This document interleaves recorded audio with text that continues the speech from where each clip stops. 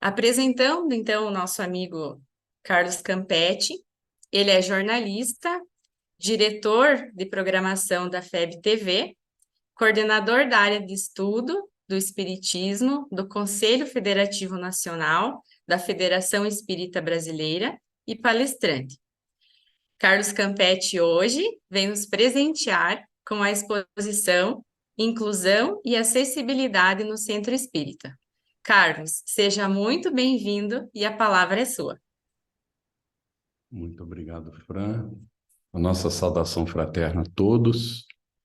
Eu sou um homem de pele clara, o cabelo já tingido de branco e estou usando uma blusa que é em várias tonalidades de azul, um azul mais escuro em cima, um pouco mais claro embaixo, e atrás há um móvel e sobre o móvel um pequeno vasinho, bem pequenininho, e alguns livros empilhados com uma caneta em cima. Nós temos uma satisfação muito grande de estar com vocês nesse terceiro encontro e iniciamos dizendo que nós estamos vivendo um momento bastante desafiador para todos nós na área do relacionamento humano. Nós hoje estamos convidados pela própria condição evolutiva do planeta a prestar mais atenção no nosso próximo, no nosso semelhante. Estamos justamente naquele exercício do amar ao próximo como a si mesmo. Mas ao longo do tempo que passou desde que Jesus veio nos trazer esse convite, nós não temos sabido exercitar o amor a nós mesmos. E por isso temos uma grande dificuldade de amar o nosso semelhante. Porque a recomendação de Jesus, ela tem um sentido muito profundo. Nós dificilmente conseguimos entender o exercício da palavra amor que se expressa na caridade se nós não temos amor a nós mesmos. E muitas vezes o que nós fazemos é confundir esse amor com o que é, na verdade, egoísmo. Nós queremos amar a persona transitória, a personalidade que nós trazemos em cada encarnação. E com isso perdemos o nosso tempo e somos incluídos naquela parábola que Jesus disse: aquele que quiser salvar a vida, perdê-la-á, mas aquele que perder a vida por amor de mim, esse a salvará. E a gente tem uma dificuldade imensa de compreender as palavras do Cristo. Ainda hoje, graças a Deus, o Espiritismo vem nos auxiliando a abrir o nosso horizonte para uma interpretação à luz da realidade espiritual e não à sombra dos interesses do campo material e da persona transitória. Então, a parábola deixa bem claro: aquele que quiser salvar a vida, perdê-la-á. Que vida? De que ele está falando? O indivíduo tem uma programação, reencarna com a programação e chega aqui e fica tão ligado aos interesses do campo material que não cumpre o que foi programado. Então, vai vivendo a meias e cumpre a meias o que foi programado e aquela dificuldade, tenta salvar a vida de toda maneira, ou seja, não é a vida que está tentando salvar, é a existência. Aí chega no mundo espiritual e percebe que não cuidou de fato da vida, da essência espiritual que nós somos. Precisa repetir a experiência e na parábola e no ensinamento do Cristo está embutida a reencarnação. É preciso reencarnar para repetir a experiência e aproveitar a experiência que não soube aproveitar. Mas aquele que renuncia à persona transitória por amor da essência do Cristo interno, então esse ganha a existência e não precisa repetir as experiências. É um momento de abertura da nossa consciência. Estamos observando que aquilo que a gente teve sempre por normal e padrão, inclusive, para os outros, está sendo bastante questionado. nós mesmos começamos a nos questionar. Esses dias estava assistindo um programa, gosto muito de música, e era uma cantora dentro do espectro autista, canta divinamente. Em um dado momento, ela diz assim, com um microfone na frente do auditório imenso, ela diz assim, é porque eu não sou normal. Aí ficou aquele momento assim de silêncio, e ela mesma deu continuidade dizendo que ela não era normal. E aquilo me fez, já vinha refletindo há muito tempo sobre o que é normal, de fato. Quem de nós não tem dificuldades? Quem de nós não necessita ser incluído? Quem de nós não tem a expectativa de ser aceito pelo outro? Quantas vezes a gente já se sentiu nessa existência, em momentos de relacionamento em que a gente se sentiu, eu diria até com certa alta piedade, em função da maneira como a gente foi tratado ou como a gente foi recebido. Então, a gente queria fazer uma reflexão naquele ponto de vista de que, de fato, para que a gente aprenda a acolher o outro, a gente precisa aprender a acolher a gente mesmo, em primeiro lugar. Porque se nós não nos aceitamos conscientes das nossas limitações, da nossa própria condição evolutiva, e não aceitamos o desafio da autossuperação, então nós continuaremos com a dificuldade. É por isso que, há tempos, o Conselho Federativo Nacional lançou uma campanha que foi para chegar nas casas espíritas através dos órgãos de unificação, as federativas e todos os órgãos de unificação, que era a campanha do acolher, consolar, esclarecer e orientar.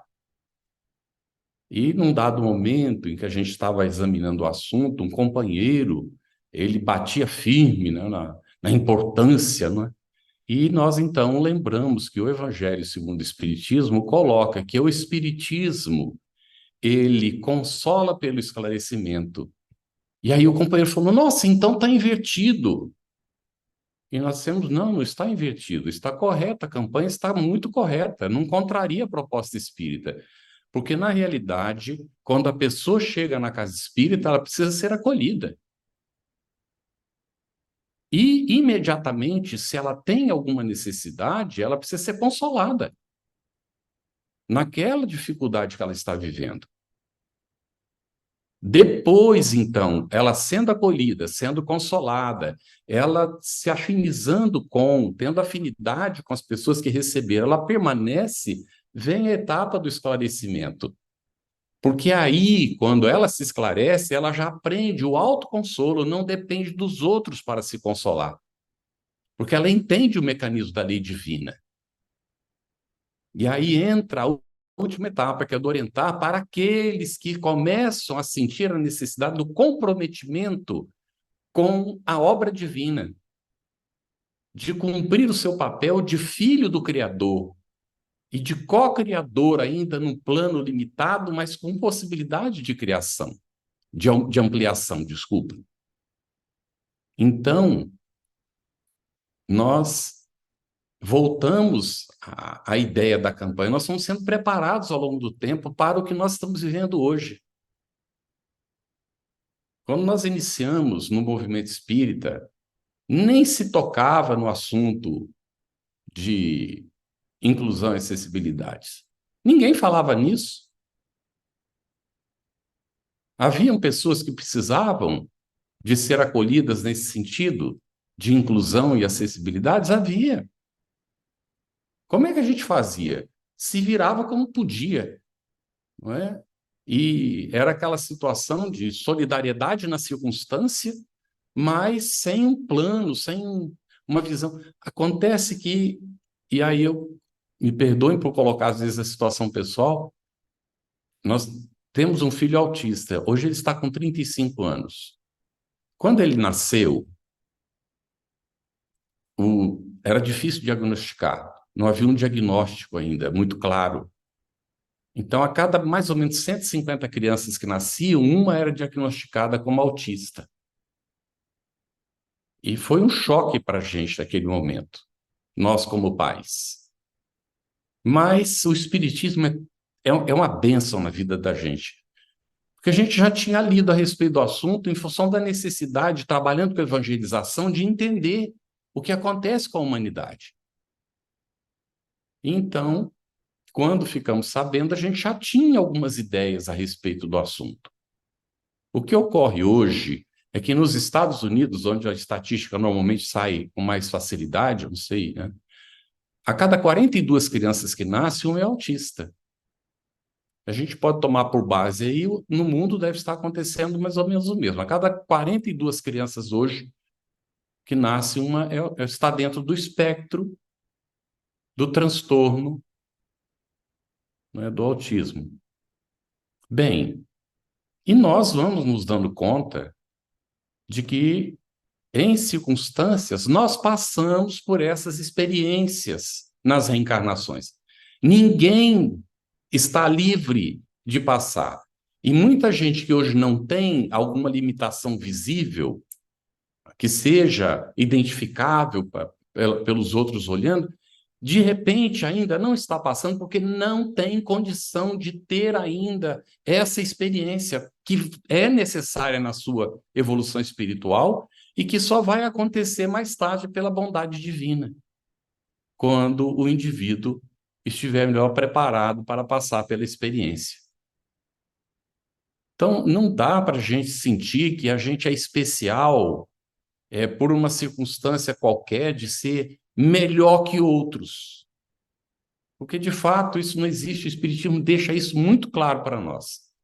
Na realidade, somos todos filhos do mesmo Pai, passando por diferentes experiências em diferentes momentos do nosso processo evolutivo. E nós não sabemos o que é que nos espera. Então, quando a gente ouve uma coisa como essa, a gente fica um pouco assustado. Nós tivemos um companheiro que chegou na Federação Espírita Brasileira. Nós estávamos na coordenação do estudo sistematizado da doutrina espírita com uma limitação muito grande de visão. Não era completamente cego, mas ele tinha uma limitação muito grande.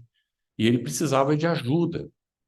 Bem, nós fomos acolhendo como a gente podia, não se tratava ainda de inclusão e acessibilidade, nem se falava nisso ainda. E o companheiro foi fazendo o ESD, foi se integrando. Com o tempo, ele se tornou facilitador do ESD dentro do trabalho. Bom, um dia ele nos contou uma experiência que nos deixou assustados, porque ele ficava ali na porta da FEB quando terminava o trabalho, aguardando.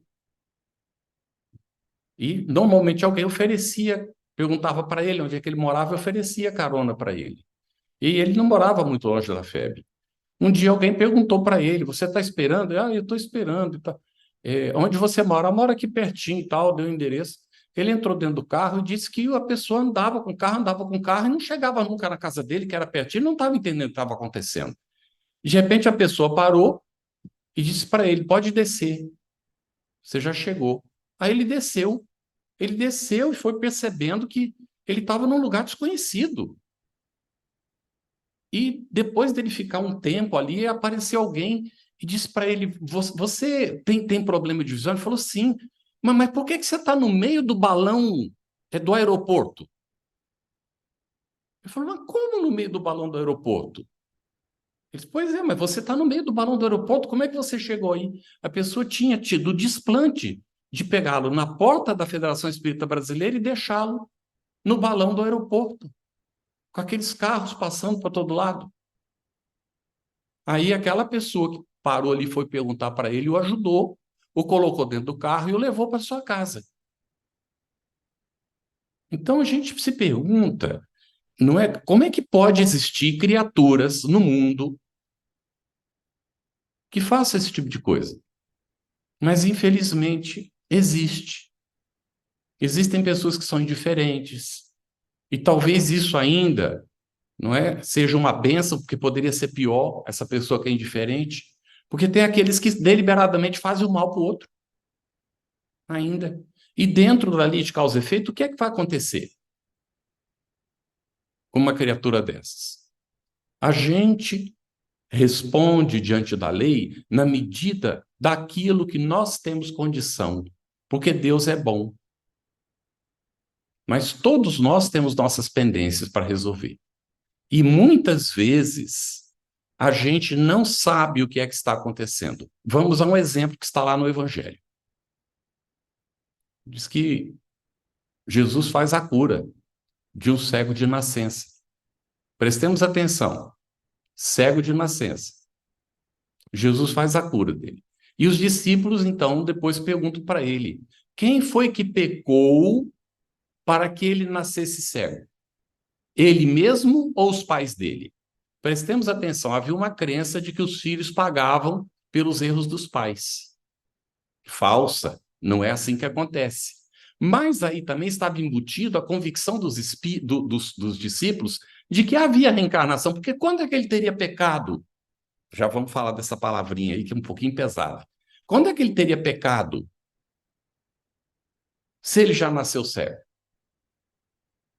Ah, e Jesus vai dar uma resposta que realmente nos deixa com a pulga atrás da orelha.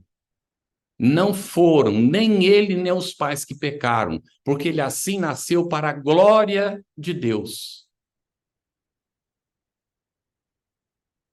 Era um espírito que tinha pedido para reencarnar naquela condição, sem ter necessidade de passar por aquilo, para que acontecesse o que aconteceu e nós tivéssemos a oportunidade de entender que nós não temos como julgar nenhuma situação, nós não temos elementos. Então, a nós nos cabe, com a compreensão que nós temos do Espiritismo, nos solidarizar mutuamente, nos acolher mutuamente, nos aceitar como nós somos, aceitar como o outro é, cada um individualmente não se acomodar na luta da autossuperação. Aí vamos lá. Trabalhando na FEB, nós passamos por várias experiências. E eu tenho uma maneira muito incisiva que eu venho trabalhando ao longo do tempo para tentar ajustar isso, de colocar as coisas, às vezes, e de ser assim, às vezes até duro, né, nas colocações. E um dia estava na diretoria da FEB, a gente estava discutindo um assunto e eu manifestei o meu posicionamento. E depois que eu terminei, eu me dirigi ao presidente Godinho e disse a ele que me desculpasse a maneira incisiva de me manifestar. E ele disse assim: por que está pedindo desculpa? Isso é a sua maneira de ser, você tem direito de ser como você é, porque você fala com convicção.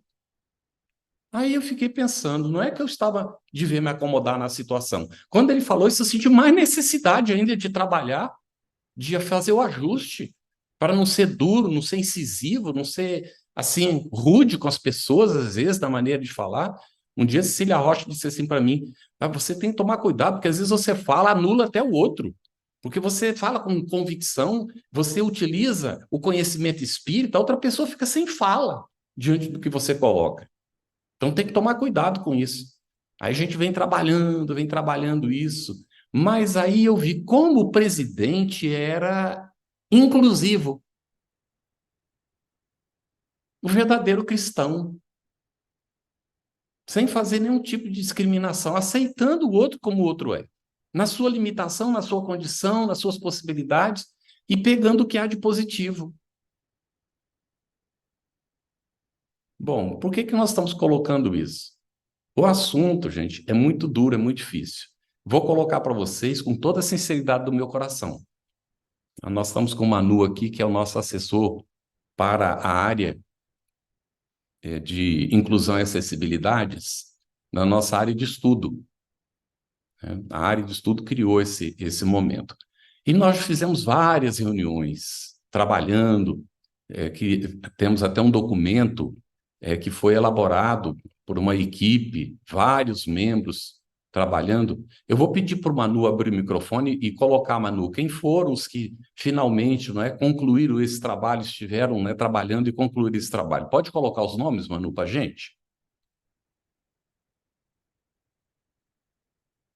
Consegue falar aí? Tem o microfone seu está fechado. Ah, agora foi. Agora abriu. Uhum. Ah, do equipe, você quer o nome? É a equipe que elaborou aquele documento de inclusão e acessibilidade que a gente ainda não publicou. Então, temos na nossa equipe a Sônia Hoffman, Uhum, temos também Eliane do GES, uhum. temos também, deixa eu pegar aqui, que são duas colegas do Rio Grande do Sul, né? Teve outros corações que passaram pelo grupo, mas, Isso. né, Tiveram que sair, né? ah, temos também a Caritas, né? A Uhum, Marilu e a Zaira, se eu não pronunciei errado. uhum. Então, vocês vejam que é um grupinho pequenininho, elaborou um documento, foi enviado o documento para o Conselho Federativo Nacional, aos presidentes das federativas.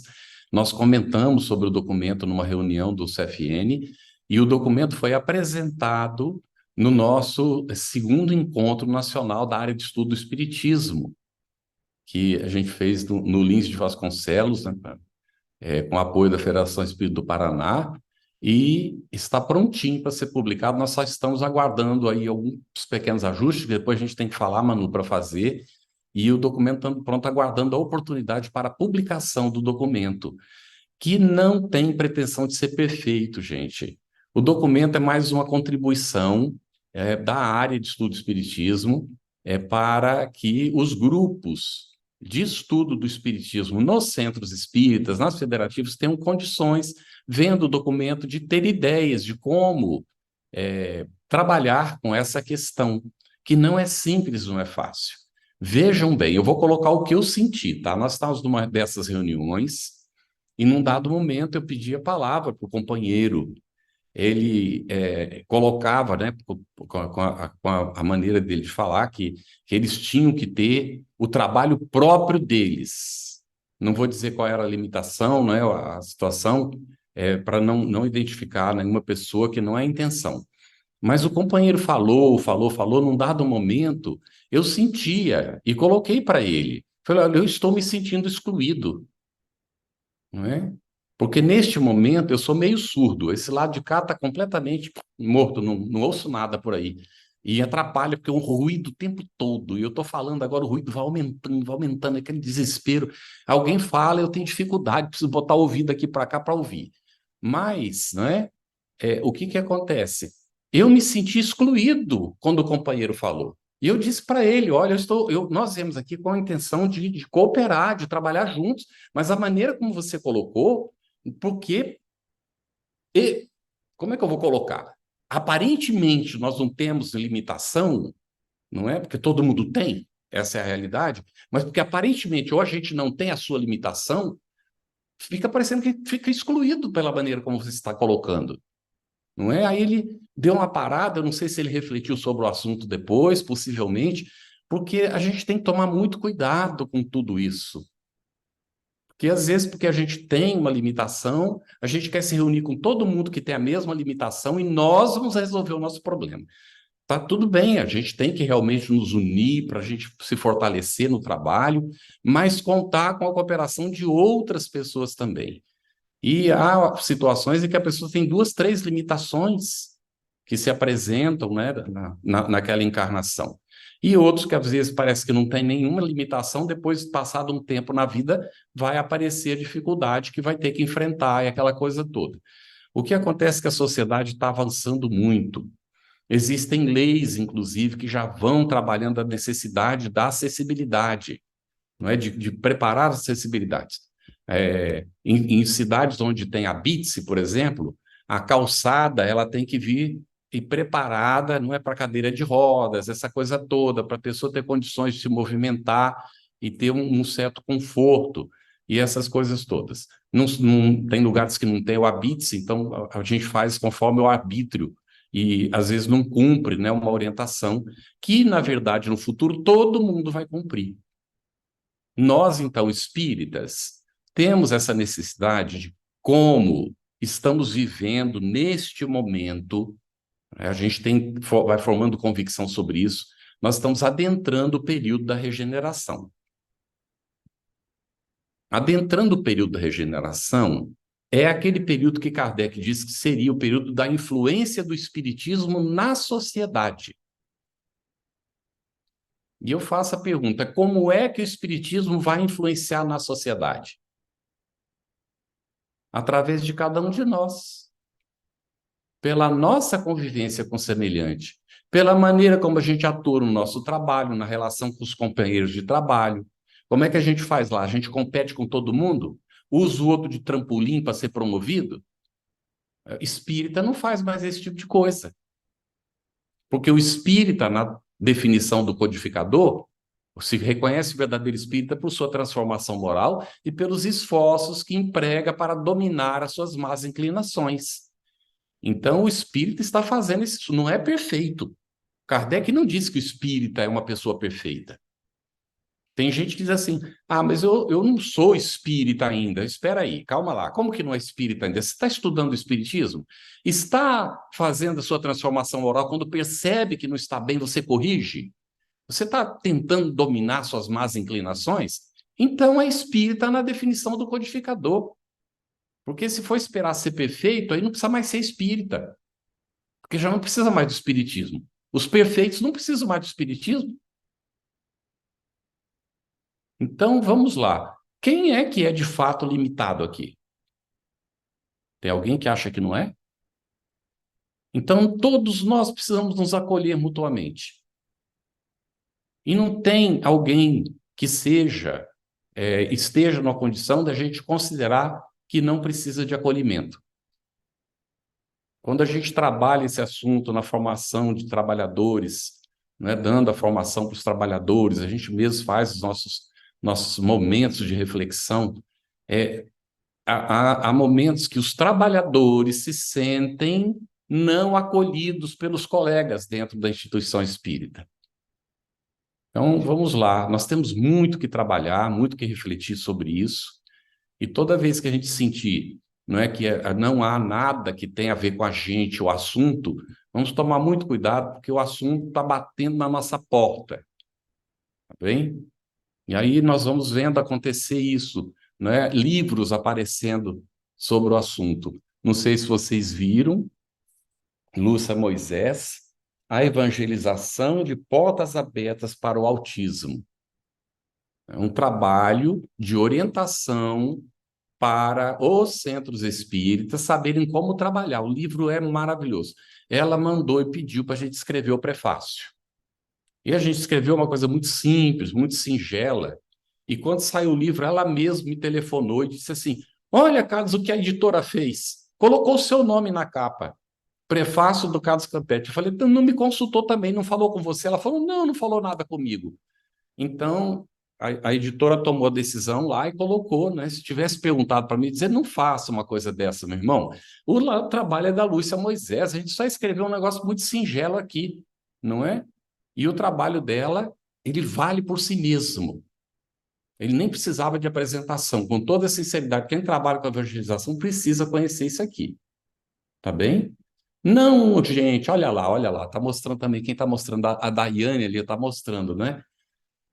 Mas não é só quem trabalha com evangelização, isso aqui é para todo mundo que está no centro espírita, que precisa entender, não é? Que nós temos que trabalhar com acolhimento, gente. Precisamos, em todos os sentidos. E dizer, mas eu não estou na diretoria, precisava de rampa lá no centro, mas o pessoal não está sabendo ou não quer fazer. Como é que a gente faz? Conversa com a federativa, conversa com os pares do trabalho, conversa no próprio centro, vai falando com um e com o outro, não para ficar criticando porque não tem, porque não querem. Não, vamos propor, vamos ir trabalhando a ideia. Para essas pequenas coisas, mas nós temos que trabalhar a filosofia, para que a gente mude o nosso posicionamento e tenhamos realmente os nossos braços abertos. Agora, muito cuidado. Não é para tratar outra pessoa como coitadinho. Gente, a pessoa que tem limitação não é coitadinho. Toma cuidado com isso, tá? Isso agora eu vou ser incisivo. Não tratem ninguém como coitadinho, porque isso é uma coisa horrorosa. A pessoa pode ter uma limitação, mas tem suas capacidades. A gente diz assim, não subestime a capacidade dos seus filhos. Ah, mas o meu filho tem o transtorno do espectro autista. E aí? Veja as limitações que ele tem e no que é que ele pode se desenvolver e vamos incentivar, não desistir nunca. Ah, mas é cego, não vê nada. Uai, e daí?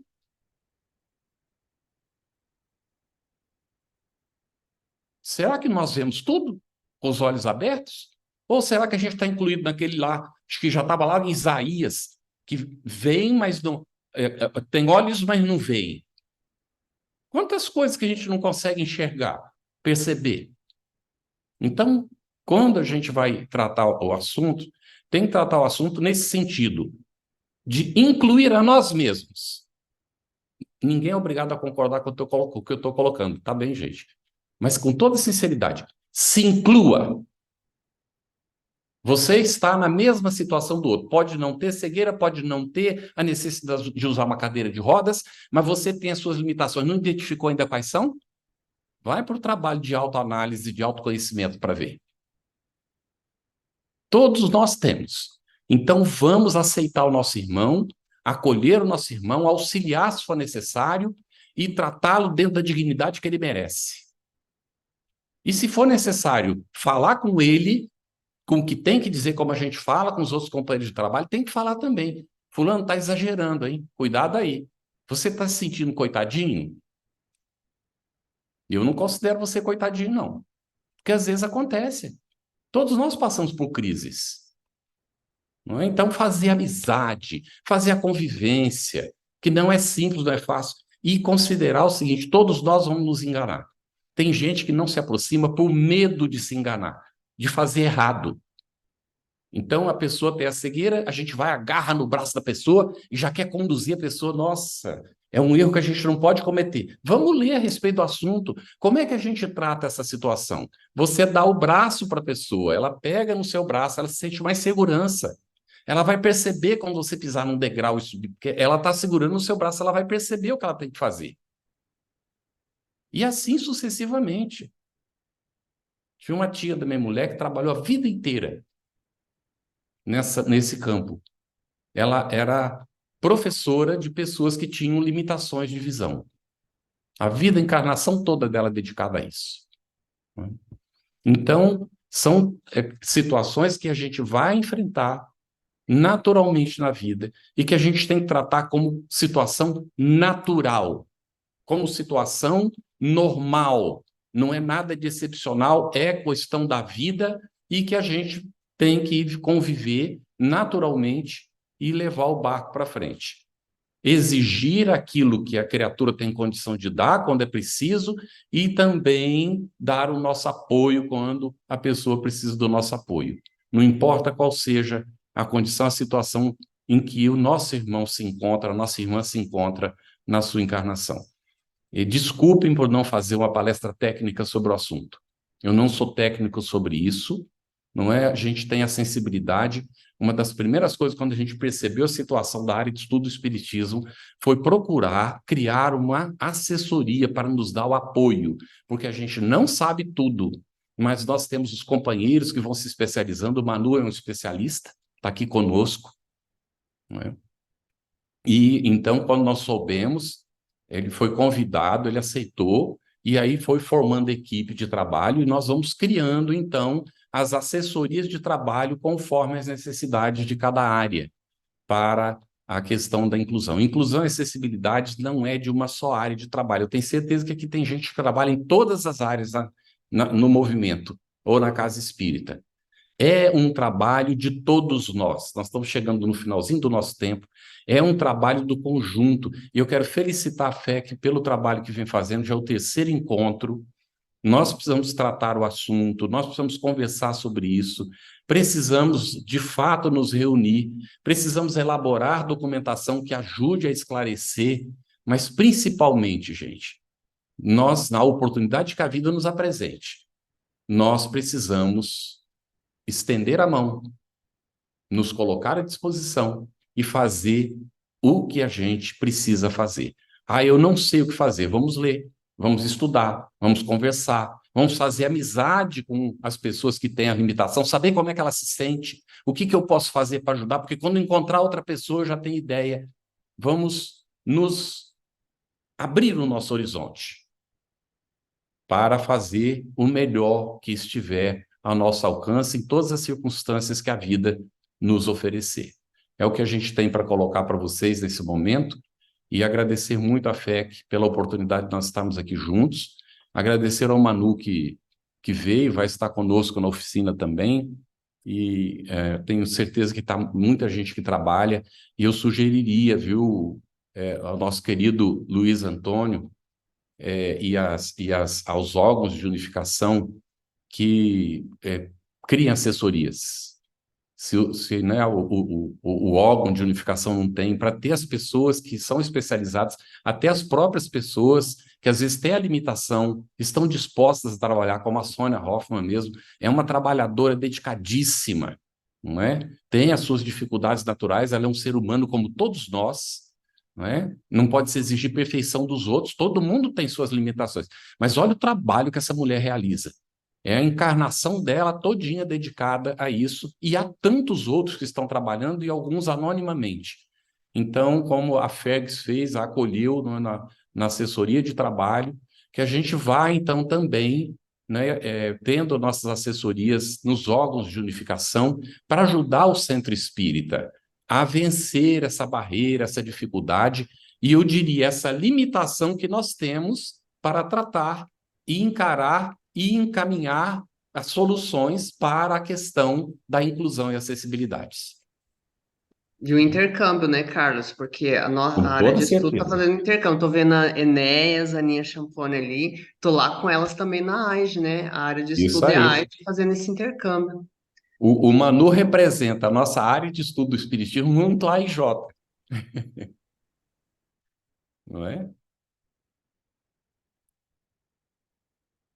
Está junto às áreas. Aí quem é que conduz agora, Luiz? Eu devolvo aí a palavra, eu acho que, não sei se é a Fran, contigo, Fran? É a Fran que conduz, Carlos. Era até às 19, né? A gente está por volta do horário.